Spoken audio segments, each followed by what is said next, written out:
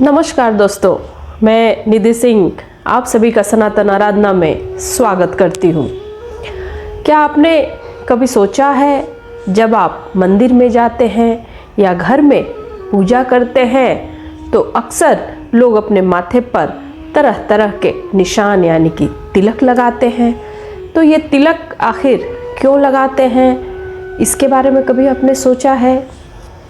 ये निशान जो है सिर्फ तिलक नहीं बल्कि हमारी गहरी संस्कृति, आध्यात्मिक और वैज्ञानिक परंपरा का एक प्रतीक है।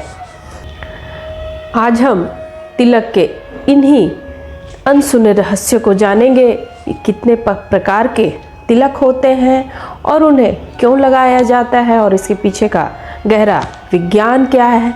बहुत लोगों को आप देखते होंगे, किसी ने यू शेप में लगाया होगा, किसी ने ऐसे गोल लगाया होगा, किसी ने ऐसे लंबा लगाया होगा तिलक। तो हर तिलक का अपना एक महत्व है और कौन सा तिलक लगाते हैं, आज इसी पर हम बात करेंगे। किस चीज़ का तिलक लगाने से क्या होता है, आज पूरे डिटेल में तिलक पर ही बात होगी।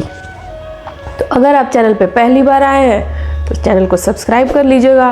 वीडियो अच्छा लगेगा तो लाइक कीजिएगा और फेसबुक, इंस्टाग्राम पर भी आप लोग मुझे फॉलो कर सकते हैं। सनातन आराधना को भरपूर प्यार दीजिए आप लोग और बहुत ज़्यादा वीडियो को शेयर कीजिए, लाइक कीजिए। तो सबसे पहले आइए हम बात करते हैं तिलक के जो मूलभूत महत्व हैं उनके बारे में। तो जिस स्थान पर हम तिलक को लगाते हैं उसे हम आज्ञा चक्र कहते हैं। ये जो स्थान है वो आज्ञा चक्र का स्थान है। इसे हम तीसरी आंख भी कहते हैं। तीसरा नेत्र आपने भगवान शिव का देखा होगा, वो दोनों भवों के बीच में ये जो स्थान है वो तीसरी नेत्र का होता है। तो इसलिए इसे आज्ञा चक्र भी कहते हैं, तीसरा नेत्र का स्थान भी कहते हैं। आयुर्वेद और योग विज्ञान के अनुसार यह जो बिंदु है हमारी एकाग्रता, स्मृति और अंतर्ज्ञान का केंद्र है।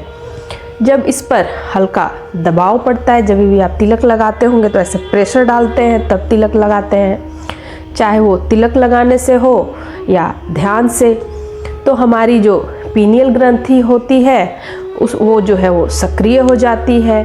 पीनियल ग्लैंड ये जब एक्टिव मोड में आ जाएगा तो इससे क्या होगा, इससे हमारा जो मन है वो शांत हो जाता है, तनाव कम होता है और निर्णय लेने की जो क्षमता है उसको बढ़ा देता है।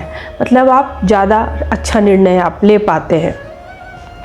डिसीज़न मेकिंग पावर जो बोलते हैं वो अगर ये चक्र एक्टिव होगा तो आप अच्छा डिसीज़न लाइफ में ले पाते हैं। कारण है कि चंदन का तिलक दिमाग को शीतलता प्रदान करता है।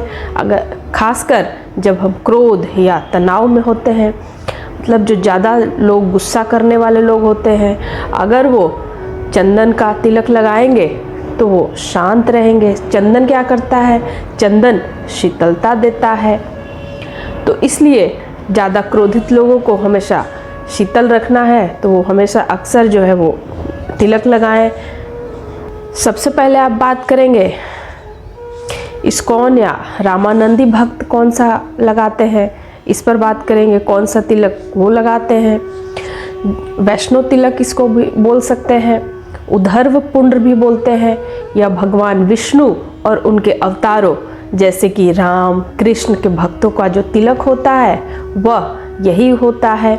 इसमें माथे पर 2 खड़ी रेखाएं होती हैं और जो नीचे की ओर मिलकर यू बनाती हैं या वी भी बहुत लोग बनाते हैं। आपने देखा होगा इस्कॉन वाले ऐसे वी बनाते हैं, बहुत सारे लोग यू भी बनाते हैं। ये जो रेखाएं हैं भगवान विष्णु के चरणों या लक्ष्मी जी का प्रतीक है। जो भी राम भक्त होते हैं, कृष्ण भक्त होते हैं, वो सब यही वाला तिलक लगाते हैं, 2 लंबा और नीचे एक यू शेप करके। रामानंदी तिलक किसको बोलते हैं, इसमें बीच में एक लाल खड़ी रेखा होती है जो श्री का प्रतीक होता है, जो माता सीता या लक्ष्मी जी को दर्शाती है। बहुत सारे लोगों को आपने देखा होगा 2 उजला होता है चंदन का टीका, 2 उजला और बीच में एक रेड कलर का। रेड कलर जो है वो श्री का प्रतीक है। माता लक्ष्मी सीता के लिए वो तिलक लगाया जाता है। इस तिलक को क्या कहते हैं? रामानंदी तिलक। अब इस्कॉन तिलक क्या होता है?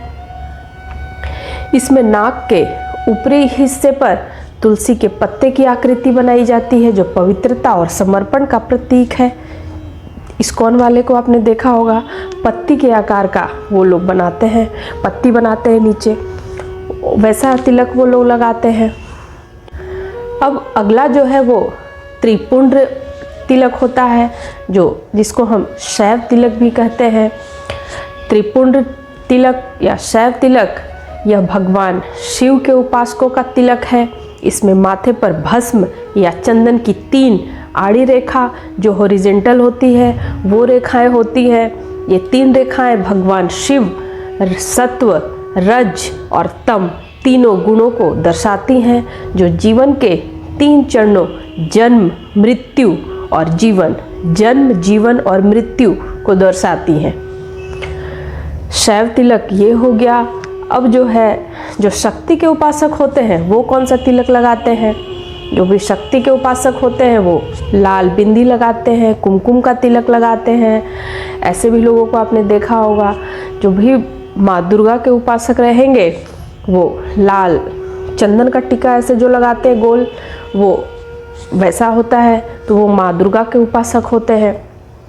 इस तिलक का जो नाम होता है, ये जो मैंने लगाया है गोल तिलक, इसको बोलते हैं शाक्त तिलक, जो देवी शक्ति का प्रतीक है। माँ दुर्गा, काली, लक्ष्मी, ये सब के जो उपासक होते हैं आमतौर पर माथे पर एक लाल बिंदी या कुमकुम का तिलक लगाते हैं। यह शक्ति, ऊर्जा और नारीत्व का प्रतीक है। अब अगला जो तिलक है वो कैसा होता है? बहुत सारे लोगों को आपने देखा होगा सिंदूर लगाते हैं। अब ये क्या है? इस तिलक को हम क्या बोलते हैं? गानपत्य। और जो अन्य तिलक है इसके बारे में जानिए।